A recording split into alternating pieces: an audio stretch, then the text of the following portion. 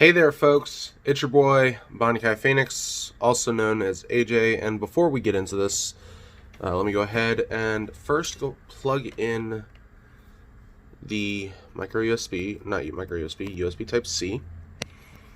That way, my phone charges while I make this video. So, I don't normally post things of a political nature, but in this day and age, I feel it is absolutely necessary. Otherwise, I feel that I'll be complicit by staying silent. Now, this past Monday, May 25th, a man by the name of George Floyd, he was murdered by a police officer. And the entire world saw it. George Floyd was black, and the police officer, his name's not going to be mentioned. Simply because I don't want to give him any sort of recognition. He's white, but he wasn't alone in this. There were 3 other officers who were complicit in the murder of George Floyd, as they just sat on the sidelines and they watched without doing a single thing. They didn't pull this officer off of George. They didn't tell him to ease up. They didn't do anything. Now, the manner in which George Floyd died is irrelevant. But his final words are ones that I will never forget. They are the final words that were echoed by someone back in 2013, as he also took his dying breath. Now, that man's name was Eric Garner, and he was also a black man murdered by a white police officer. His final words were, "I can't breathe." Now, those same words, they were echoed by George Floyd as he took his final dying breaths. If they weren't etched into your brain back then, they should definitely be etched into your brain right now. Like, seriously, you really need to look at those words and see the significance behind them. But it's not just Eric Garner that I'm reminded of. I'm reminded of people like Trayvon Martin, Ahmaud Arbery, Breonna Taylor, Tatiana Jefferson, Philando Castile, Alton Sterling, and many more names. The names of so many unarmed black men, women, and children who have been killed by police highlights the injustice that occurs to black people on a daily basis. Now, if you haven't had it occur to you yet, consider yourself lucky and pray that it doesn't ever happen to you. The injustice that happens to black men, women, and children also harkens back to when Colin Kaepernick kneeled during the national anthem. People were so quick to call out Colin and attempt to silence him because they felt that he disrespected the men and women of the military who fought and died to ensure we have many of the rights that we have right now. Now, in all actuality, he kneeled not to be disrespectful. He kneeled in protest to bring attention to the racial injustice that occurs on a daily basis. And we turned a blind eye to it. We as a nation, we attacked Colin. We forced him away. We refused to listen. We said that he was privileged, that he had no reason to kneel. We said many things. I should know. At first, I was one of those people.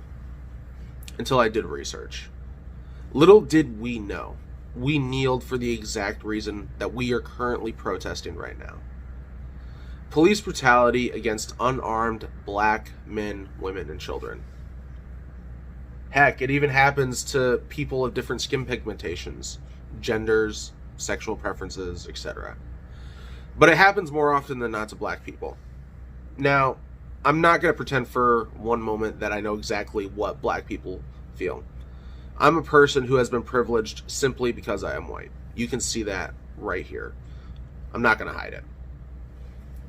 I can do certain things and possibly get in trouble, while black people can do the same exact thing that I just did, and they will definitely get in trouble.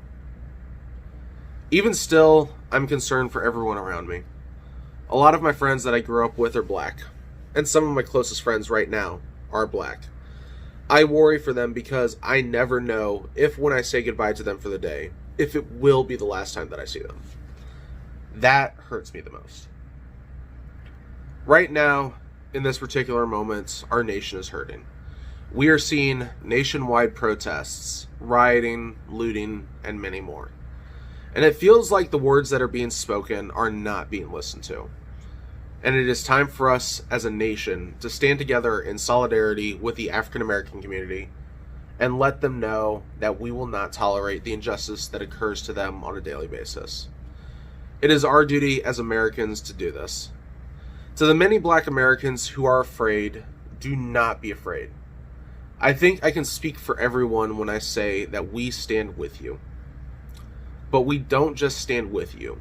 We stand with Ahmaud Arbery, George Floyd, Trayvon Martin, Botham Jean, Tatiana Jefferson, Philando Castile.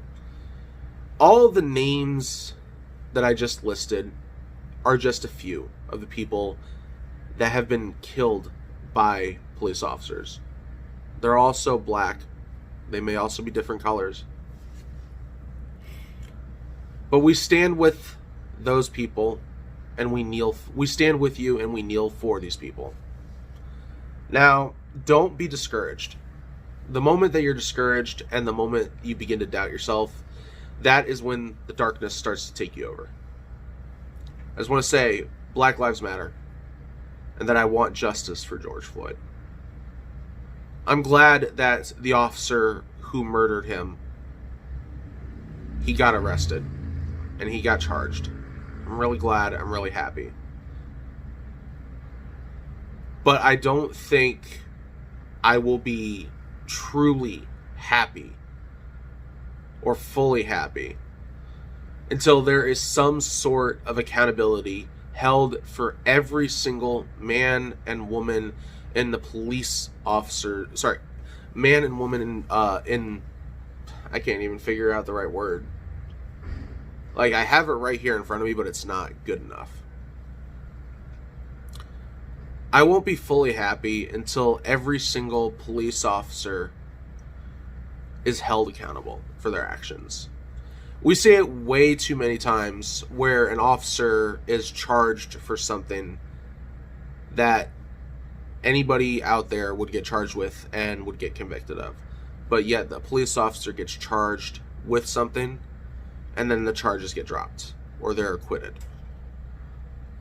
That was the case with Eric Garner. The police officer who murdered him, he got charged, but the charges were dropped. Or were they acquitted? I can't remember. So, to really celebrate George Floyd's life and to show respect to the African American community, I'm going to be making a small change to my YouTube channel. What I'm going to be doing is I'm going to be making 2 reaction videos per week. The first reaction video is going to be released tomorrow. It's going to be part of my regular reaction videos. Going to be reacting to some Mongolian music. The next reaction video is going to be something of hip-hop, R&B, rap nature. Something that I haven't really listened to since, ever. Last rap artist I really listened to was Chingy. Or no, not Chingy. Eminem. Eminem, Chingy, Ludacris, 50 Cent, etc., etc., etc. All of the old school rappers. I haven't really listened to any new school rap music. So, the 2 videos per week that I'll be releasing, one of them which is going to be my regular genre of music that I listen to, and the other one is going to be music of African American culture that I really don't listen to very much. And I would like your guys' suggestions, and gals. Don't want to exclude anybody. But I want everyone's suggestions on what you think I should react to. I would like something that is within the last 15 years. Anything older than that, I've probably already listened to it. So, if you feel it's prevalent to this current situation, please go ahead, drop a link down in the comment section. Let me know who the person is, as well as the name of the song. That way, if I'm unable to click the link, I can just go and type it into YouTube. So, thank you all so much for joining me during this video. I hope that you all do enjoy the rest of your week, even though it may be tough. I completely understand. I really do. While I don't fully understand at the pain that you're going through. Just know that I do stand with y'all, and I do kneel for the many unarmed black men, women, and children who have been killed by police. So, I hope you all do enjoy the rest of your week. Enjoy your day today, and I will catch you all later. Peace.